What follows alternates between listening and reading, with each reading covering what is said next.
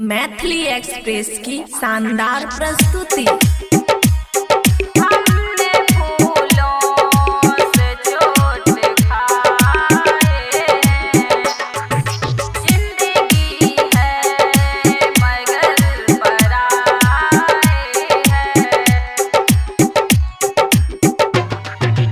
लोग कांटों की बात करते हैं, लोग कांटों की बात करते हैं।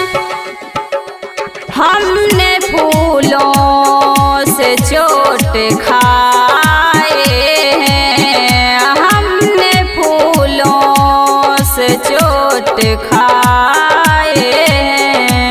जिंदगी है मगर पराए है।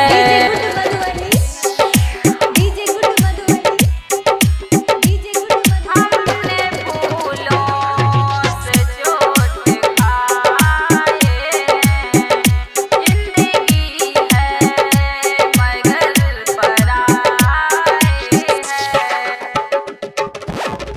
अच्छा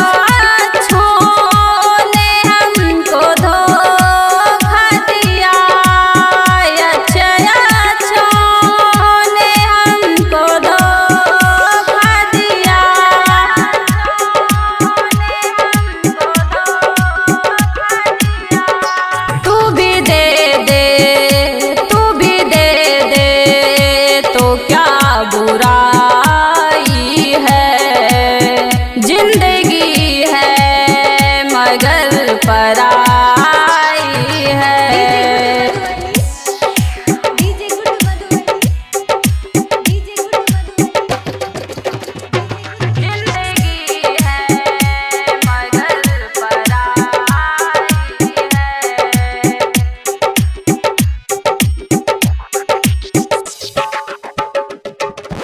सारे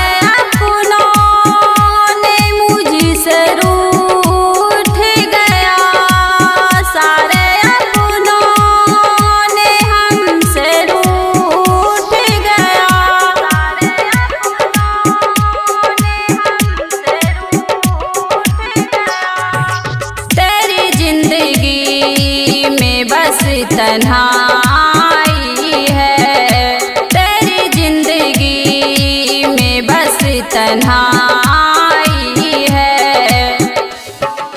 जिंदगी है मगर पराई है, जिंदगी है मगर पराई।